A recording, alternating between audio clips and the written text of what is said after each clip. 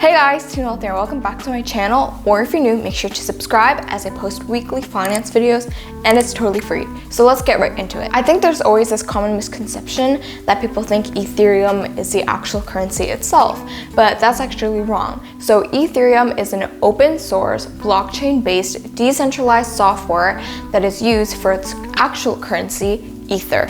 So basically, Ethereum is the actual system that does all the cool things, and Ether is the currency itself. This was originally proposed in 2013 by Vitalik Buterin.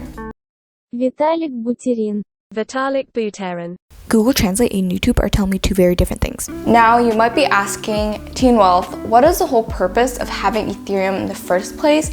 We already have things like Bitcoin and other cryptocurrency.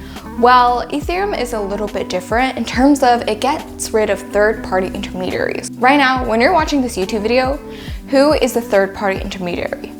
So I'm one party, you're one party, who's in between us? Why are you able to watch this video? Well, the third-party intermediary would be YouTube. So let's set up another example. If I were to sell a couch and you were to buy it, who would be the third-party intermediary? Well, it would be whatever I listed on, right? So Craigslist. Or if you wanted to watch my TikToks, link in bio, it's Teen Wealth 2. Also, I'm shadow banned, so. Yeah, so I'm shadow banned, so please follow me. I basically post kind of the same content, but it's short form, and it's a little bit more funny. I do like skits and all that stuff, and I post every day, so make sure to follow me there. Anyways, when I'm watching TikToks, or when you're watching my TikToks, who would be the third-party intermediary? Well, it would be TikTok, of course. Or let's say I decided to start a GoFundMe and you wanted to donate, let's say $5 for whatever cause. And the third-party intermediary would be GoFundMe. But you're relying on GoFundMe completely to actually give this money to me. And I'm relying on GoFundMe to make sure that your money actually comes to me and I'm able to donate it. But the cool thing about Ethereum, or the whole system, is that they do this in a way that completely eliminates the third-party intermediaries. But you might be thinking, how is it possible? Well, this is using something called smart contracts. Now, smart contracts is a completely digital agreement. So it's not like an actual contract where it's a piece of paper and both you and I sign it. Instead, it's just digital. So, you know, when you go onto a website, it says, do you agree to these terms and conditions? And you never actually read it and you just press I agree. Okay, so obviously for legal purposes, this was a joke. It's kind of like that. But what this does is the smart contract will actually perform certain tasks when certain conditions are met. So there's certain things that trigger it to get the task done. Well, let's say you wanted to donate to me so I can use it for a good cause. So let's say that once you send me money, this certain condition is met and smart contract will actually let this money come through to me. So it actually eliminates the third party and it just performs the task once a condition is met and once something triggers it. And nobody is in control of these smart contracts, so the money just gets distributed. So you might be thinking, Teen Wealth, why should I trust smart contracts?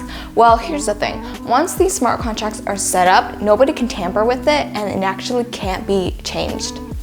This is why it's so good for real life situations. Banks can use it for loans, insurance companies can use it to process claims, and so on and so forth. And Bitcoin does actually have this kind of blockchain technology, but it's quite limited, and that's why a lot of people will rely on Ethereum to perform these tasks instead. Fortunately, Bitcoin does not have smart contracts.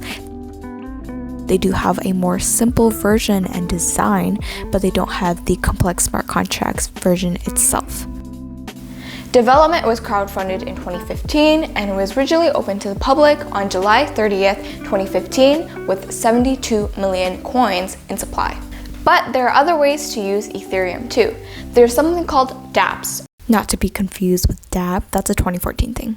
Or Dapps, and it basically means decentralized apps. And decentralized is kind of the whole premise of having cryptocurrency and blockchain in the first place.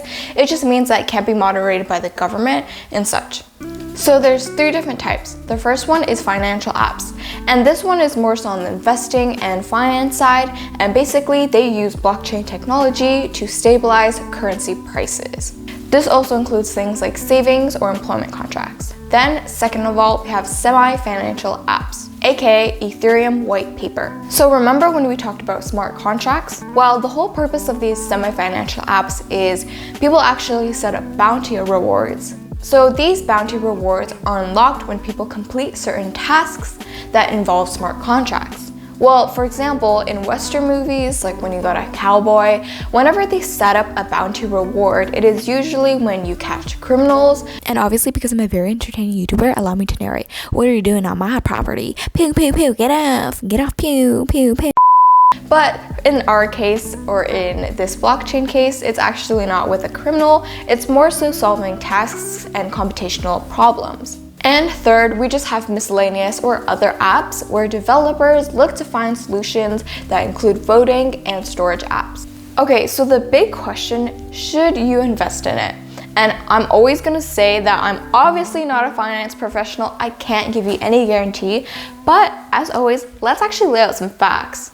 So number one, Ethereum, just like Bitcoin, is extremely volatile, and in fact, it can be even argued that's more volatile because in 2017, it crashed from its high of $14,000 to $87 within a year.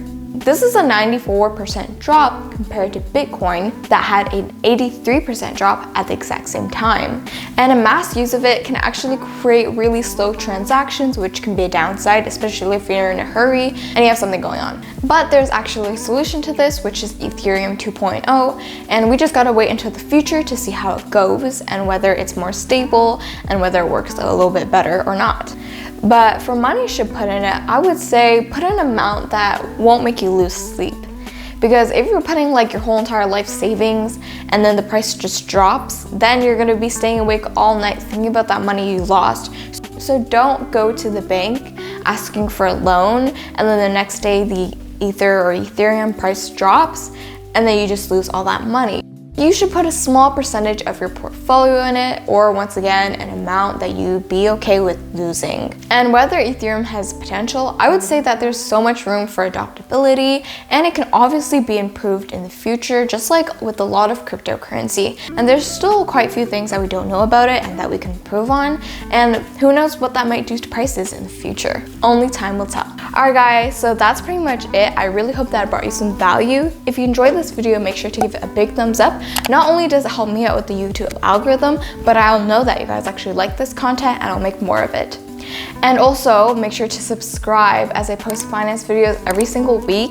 And honestly, in this day and age, we don't learn at school, so it's very important to learn about financial literacy. And I'll see you guys in the next video. Bye.